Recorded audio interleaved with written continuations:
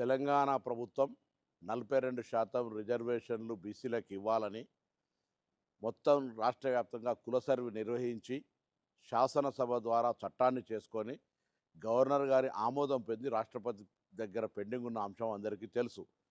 ఈ సందర్భంలో మార్చి 30 నాడు పోయిన బిల్లులు ఇప్పటికీ ఆమోదింపబడకపోవడంతో రాష్ట్ర ప్రభుత్వం ఒకవైపు 2 సంవత్సరాల నుంచి గ్రామ పంచాయతీ స్థానిక సంస్థల ఎన్నికలు లేక కేంద్రం నుంచి నిధులు రాకపోయినప్పటికీ 42% తోటే రిజర్వేషన్లు సాధించాలి అనే ఆలోచనతో రాష్ట్ర ప్రభుత్వం అన్ని రకాల చర్యలు తీసుకుంటుంది.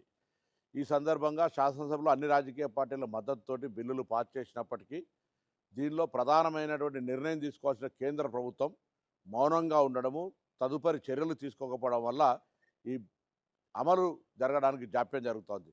న్యాయస్థానాల్లో కూడా పోరాటం చేస్తూ ఉన్నాం. రేపు హైకోర్టులో కూడా అఫిడవిట్ దాఖలు చేస్తాం. అన్ని రకాల పోరాటం జరిగే సందర్భంగా తెలంగాణలో ఉన్నటువంటి బలహీన వర్గాల నాయకత్వం అంతా కూడా జాయింట్ యాక్షన్ కమిటీగా ఏర్పడి అటు మాదిగ దండోరా, మాలా మహానాడు, అన్ని బీసీ సంఘాలు, పెద్ద పెద్ద బీసీ నాయకులంతా కూడా ఐక్య సమితిగా ఏర్పడి ఈరోజు బంద్ పిలిపిస్తూ ఉన్నారు. వారికి అభినందనలు. ప్రజలు కూడా అందరూ సహకరిస్తూ ఉన్నారు. తెలంగాణ రాష్ట్ర వ్యాప్తంగా బంద్ శాంతియుతంగా జరుగుతూ ఉంది. రవాణా శాఖ పక్షాన అన్ని రాజకీయ పార్టీల విజ్ఞప్తి మేరకు బస్సులు కూడా అన్ని కూడా బంద్ చేసుకోవడం జరిగింది.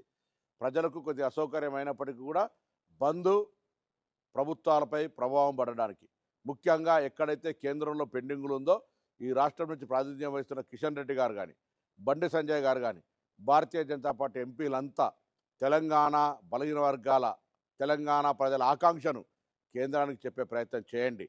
రిజర్వేషన్లు ఈ దేశంలో తొలి రాష్ట్రంగా తెలంగాణ నమోదై బలహీన వర్గాలకు న్యాయం చేసిన రాష్ట్రంగా ఉండే అవకాశాన్ని మీ నాయకత్వంలో ఇచ్చే ప్రయత్నం చేయండి.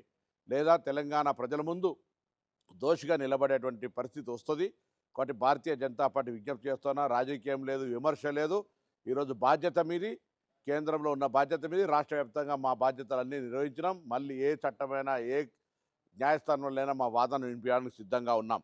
కానీ నిర్ణయం తీసుకోవాల్సినటువంటి కేంద్రం భారతీయ జనతా పార్టీ చేతిలో ఉంది. కాబట్టి వెంటనే ఎటువంటి జాప్యం లేకుండా 42% అమలయ్యే విధంగా చొరవ చూపెట్టాలని తెలంగాణ రాష్ట్ర బీజేపీ నాయకత్వాన్ని, కేంద్ర బీజేపీని సందర్భంగా కోరుతూ బంద్లో పాల్గొంటున్న ప్రతి ఒక్కరికి అభినందనలు.